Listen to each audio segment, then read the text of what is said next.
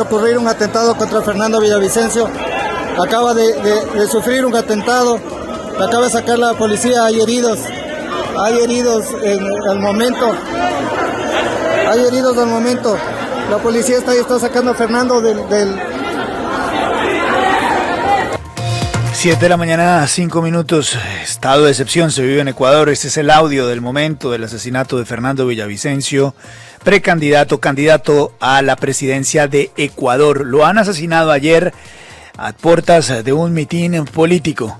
Cuando estaba saliendo de un mitin político, sus escoltas lo sacaron por la puerta principal, lo subieron a una camioneta pick-up gris, sin ningún tipo de blindaje, y ahí recibió disparos por parte de los asesinos, de los criminales, de los sicarios. Eso es lo que ha dicho su esposa, Verónica, en las últimas horas. Fallaron, el jefe de logística, el jefe de seguridad falló. Fernando tenía que haber salido por el parqueadero de atrás, como lo hizo el general Carrillo con escolta de policías. A Fernando tenían que haberle sacado con un carro blindado y no dejarle salir por la Gaspar de Villarroel para que se suba en una triste camioneta. Esa camioneta no era blindada y le mataron. Yo voy a... Simplemente ya las cosas están hechas. El país se va al carajo. Aquí lo que debe haber es una guerra civil. Las elecciones en Ecuador están planilladas para ocurrir el domingo 20 de agosto. El presidente Guillermo Lasso, ha declarado el estado de excepción en los próximos días. Todo esto ocurre luego de toda una crisis política y económica que vive Ecuador, que llevaron al presidente de esa nación a declarar la muerte cruzada, que es al tiempo eliminar al Congreso de la República, pero también eliminar al presidente y llamar a elecciones en ambos sentidos. Por eso se llama la muerte cruzada. Una situación muy compleja porque Fernando Villavicencio había hecho severas declaraciones en contra del narcotráfico en su país y también había hecho severas declaraciones en contra de la manera en que narcotraficantes colombianos y tal vez políticos colombianos estaban metiendo en su nación. Don Santiago Ángel, en las últimas horas, Fernando Villavicencio, candidato a la presidencia de Ecuador, había hablado de los dineros denunciados por Nicolás Petro en la campaña presidencial. ¿Qué fue lo que dijo? Luis Carlos, cada vez más empezamos a entender mejor el papel de Raiza Bulgarín. Este va a ser un nombre que es protagónico en esta historia y en su momento, en la campaña del presidente Petro en 2022, por lo menos para ese momento, era la pareja de Camilo Burgos, quien es primo de Nicolás Petro, y Camilo Burgos aparece en todo este organigrama que presentó la Fiscalía con información entregada por Day Vázquez y Nicolás Petro sobre las relaciones de la filtración de dinero de personas que tenían problemas con la ley a la campaña del presidente en el Atlántico. Este chat específicamente, que es uno de los chats que aparece en las revelaciones que le hizo Day Vázquez a la revista Semana y la información que le entregó a la Fiscalía. 50 para Camilo, se supone Burgos, primo de Nicolás Petro, 50 para Raiza Bulgarín, que en ese momento era la novia de Camilo Burgos, 50 para Germán, se presume que es Germán Londoño, amigo de Nicolás Petro y que además era una especie de lobista de Petro, como lo hemos contado, y 50 para Melisa. No sabemos quién es Melisa, pero Raiza Bulgarín sí era una candidata a la asamblea en las próximas elecciones de Ecuador del movimiento de Rafael Correa. De hecho, ella estaba haciendo una campaña muy voluminosa en redes sociales hasta que se descubrió este chat filtrado y tuvo que cesar un poco su participación en las redes. Cerró una de sus cuentas de Twitter, puso el Instagram privado y emitió este comunicado. A lo largo de mi vida, mi accionar ha estado ceñido en la honestidad y el bien hacer. Todo aquel que me conoce puede dar fe de esto. Tengo mi vida privada y mi relación sentimental no debe ser objeto de ataque. De toda esta historia tenía conocimiento y estaba buscando muchos más detalles Fernando Villavicencio en las últimas semanas, y así lo dijo en una rueda de prensa. ¿Quién es Raiza Bulgarín? Raiza Bulgarín es la pareja sentimental de Camilo Burgos. Y Raiza Bulgarín es la candidata de la a la Asamblea Nacional por el Partido Revolución Ciudadana, encabezado por Pierina Correa. Es decir, ¿qué revela la información de la Fiscalía colombiana? Que la ciudadana ecuatoriana Raiza Bulgarín, que tiene como pareja sentimental al primo hermano del hijo del presidente de Colombia, facilitó el traslado de dinero del narcotráfico de Barranquilla a Bogotá.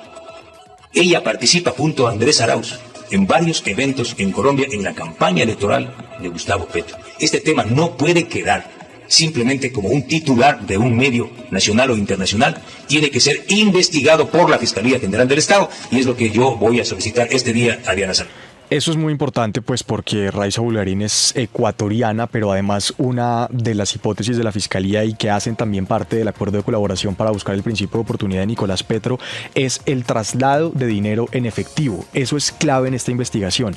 Y de hecho sobre eso hay una acusación y hay un dicho puntual del papel de Germán Londoño. Parece que en ese grupo político que tenía mucho conocimiento de lo que estaba pasando en el Atlántico y que era muy cercano al primer círculo de Nicolás Petro estaba Germán Londoño, su primo Camilo Burgos y Raiza Bulgarín, ecuatoriana, que estaba haciendo campaña en Ecuador para ganarse un puesto en la Asamblea, pero que también estaba muy pendiente de la campaña del presidente Petro en Colombia, y aparentemente, según estos chats, y seguramente va a ser motivo mucho más de interés de la Fiscalía ahora, en el traslado de dinero en efectivo relacionado con Nicolás Petro.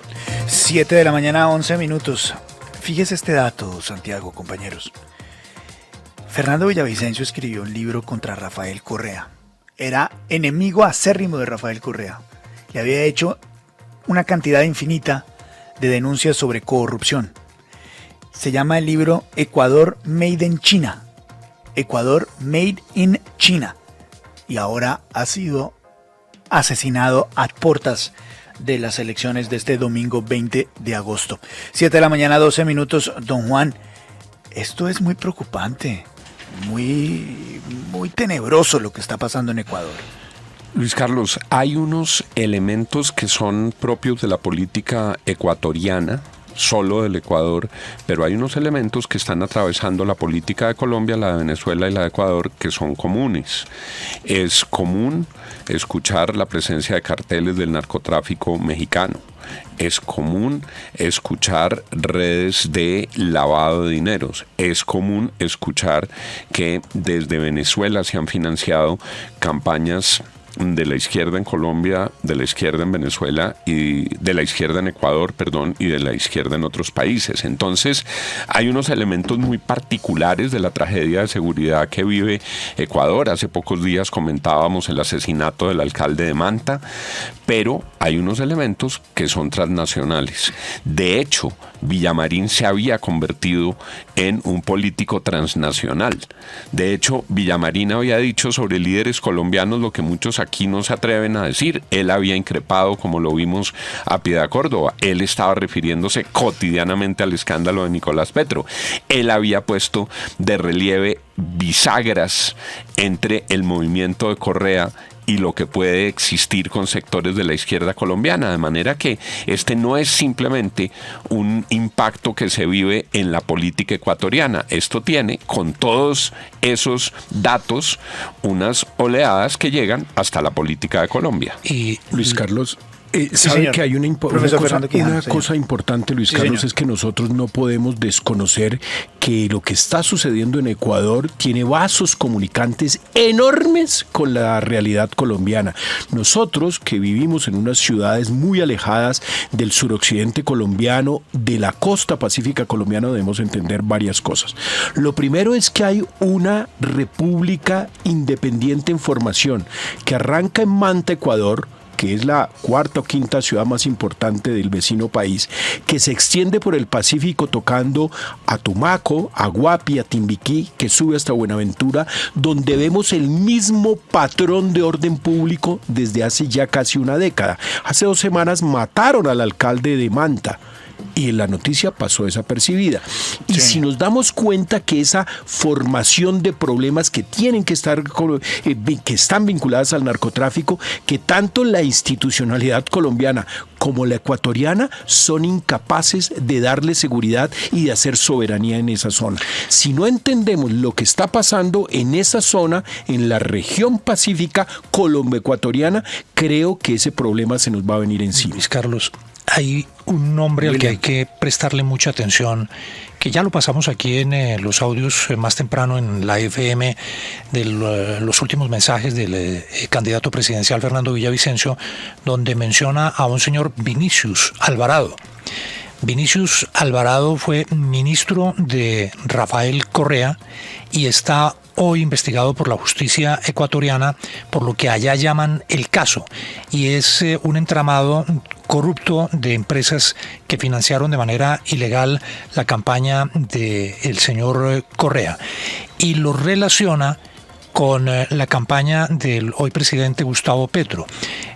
Un informe que hizo La Silla Vacía en plena campaña conecta muy bien el informe, el nombre de Vinicius Alvarado con la relación a la campaña presidencial del hoy presidente Petro. Dice que 3 integrantes del pacto histórico que estaban en ese momento en campaña, uno Guanumen, el otro Jorge Rojas, hoy embajador del gobierno nacional en Bélgica, y el mismo Roy Barreras, presidente del Senado en ese momento, hicieron referencia a que Alvarado estaba apoyando la campaña del presidente Gustavo Petro. Luis Carlos, y ahí hay que mirar la historia. Recuerde usted que fue el propio Mono Jojoy, quien dijo que había ido dinero de las FARC en su momento a financiar la campaña de Rafael Correa. Rafael Reyes fue dado después, cuando todo el episodio de Reyes y se revelan los computadores de Reyes, hay una serie de testimonios de reuniones de gente de las FARC con un emisario de Correa. Para la historia. De la mañana, 17 minutos. Saludamos a esta hora al doctor Pedro Velasco, asambleísta ecuatoriano. Fue miembro de la Comisión de Fiscalización y Control Político durante 2 años con el propio Fernando Villavicencio, ahora asesinado por las mafias en Ecuador. Doctor Velasco, lamentamos lo sucedido. ¿Qué tal? Buenos días. Buenos días. Gracias por esa solidaridad que tienen para nuestro país, porque no solamente es perder la vida de una persona, de un líder, sino la preocupación que existe por lo que puede pasar y lo que ha venido pasando a nivel de todo nuestro territorio ecuatoriano. Ustedes están bien informados. Hace poco tiempo, Agustín Intriago, alcalde de Manta, Rider Sánchez, candidato a la Asamblea por la provincia de Esmeraldas, y otras personas más que han sufrido lamentablemente la pérdida de sus vidas. Esto no puede seguir pasando en nuestro territorio. Colombia lo ha vivido en muchas ocasiones. Yo recuerdo claramente el fallecimiento, el asesinato cobarde también de Luis Carlos Galán. Esto no puede seguir en el país y ni en Latinoamérica. Señor Velasco, asambleísta, ¿quién mató a Fernando Villavicencio? Hubiésemos tenido ayer tal vez algunas informaciones, se podría haber esclarecido el hecho, pero el sicario que lo asesinó era llevado a una unidad de flagrancia, que es donde los detienen a las personas y empiezan los procesos de investigación para saber los móviles del asesinato, para saber los autores intelectuales y más cómplices de este vil y cobarde asesinato, pero llega a la unidad de flagrancia y lo asesinan al sicario. Parece que esto era complotado y tenían ya planificado todo eso. Por lo tanto, hoy está la Policía Nacional en un proceso de investigaciones para saber quién mismo ordenó el asesinato de Fernando. ¿Qué está pasando en Ecuador que matan un candidato presidencial? El doctor Villavicencio había hecho severas denuncias sobre narcotráfico, sobre corrupción en el país. Era un enemigo acérrimo de Rafael Correa, expresidente de Ecuador.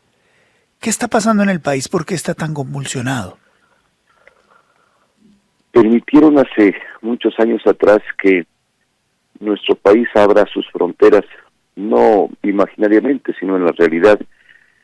Y no es que solamente queríamos que lleguen personas de bien, personas que vengan a aportar al país, que inviertan, que generen trabajo, que vengan a aportar con su capacidad profesional, sino que se abrió para que ingresen todo mundo a pretexto de una ciudadanía universal, sin cumplir requisitos, sin mirar antecedentes penales, sin un récord policial. Han ingresado a nuestro país gente de toda calaña. Y no es que estemos en contra de las personas que vuelven, eso es importante. Nosotros no tenemos esa xenofobia. Pero sí es importante que haya un filtro, como todo país soberano tiene, de controlar sus fronteras. Se empezó a filtrar temas del narcotráfico, organizaciones narcocriminales de muchos países están acentuadas en nuestro país. Ya dejó de ser esa isla de paz hace rato. nos convertimos en un centro de acopio permanente de la droga, y de diferentes puertos, de diferentes aeropuertos de nuestro país salen al extranjero, a Centroamérica, Europa, Estados Unidos, y eso hace que se convulsione. Se empezaron a formar y a perfeccionar bandas que en principio solamente eran bandas juveniles, pero luego se convirtieron en bandas criminales que se disputan territorio. Y a eso sumado las denuncias permanentes de corrupción que realizó Fernando en diferentes escenarios, en diferentes ministerios, y eso ha hecho que se convierta en un objetivo prácticamente de estas bandas y organizaciones criminales. Él era una persona que no tenía nunca temor de denunciar, de decirlo sin tapujos a todos los medios y a las instituciones de la Fiscalía, de la Función Judicial, que se investigue, que se sancione a quienes cometen actos de corrupción.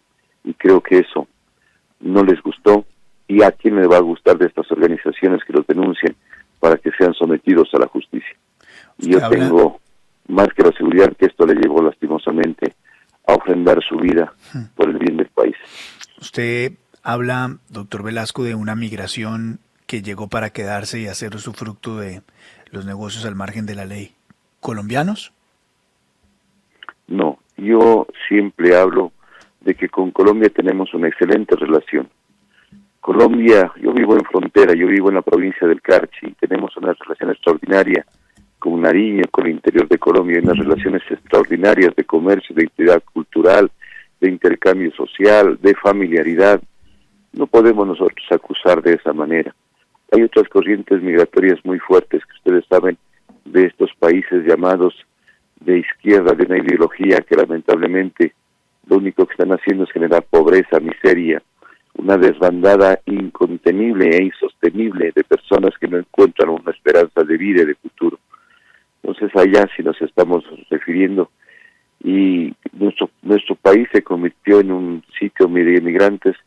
Vienen desde Centroamérica, vienen desde África, pasan por Ecuador, se internan en Colombia y lastimosamente toman caminos que les permita buscar una esperanza de vida. Yo tengo los mejores conceptos, que en todo país tenemos gente buena y gente mala, pero nunca podemos acusar nosotros a una sociedad, no podemos acusar injustificadamente a quienes son también parte de nuestra realidad, de nuestra vida. ¿Usted cree que hay complicidad del esquema de seguridad o de fuerzas del Estado en este crimen? Su viuda ha dicho que lo han debido sacar por la parte de atrás, salió por delante, que lo han debido subir a un carro blindado, lo subieron a una camioneta ordinaria. El País de España tiene una extraña foto de uno de los presuntos sicarios que cayó asesinado en el mismo episodio. ¿Habrá algo de eso infiltrada a su seguridad? Hoy las dudas quedan flotando y tienen que aclararse por el bien de la paz y del país Ecuador. Yo conocía especialmente a dos personas de seguridad cercana que andaban con Fernando, porque en algunas ocasiones con ellos anduvimos en unos procesos de investigación conjuntamente con Fernando, nos desplazamos a varias partes. Ellos permanecían permanente en la Comisión de Fiscalización, en las actividades que realizamos en la Asamblea Nacional. Inclusive pudimos nosotros realizar, como ustedes les consta, y pudieron receptar de fuente directa las declaraciones que hicimos cuando estuvimos en enero del año 2022 en Bogotá, presentando el caso de Alex Saab. Es decir, las escoltas eran personas cercanas y que conocían los movimientos. Ellos, tengo la plena seguridad que son personas intachables, incorruptibles, pero conocemos también, esto lo tendrán que dar las declaraciones las autoridades de gobierno y de los diferentes ministerios, de que se le asignó otro personal también adicional, y lamentablemente sí vemos también que están permeadas algunas instituciones, algunos elementos de las instituciones, y puede ser que por ahí también se filtró información.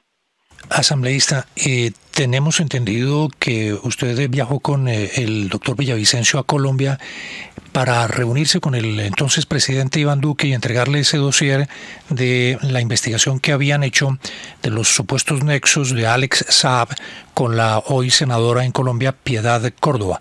¿En qué terminó esa denuncia que hizo el doctor Villavicencio en Colombia? ¿Qué avance ha tenido la investigación? Fernando siempre tuvo el coraje y la valentía, y nosotros apoyamos decididamente esos temas graves de corrupción.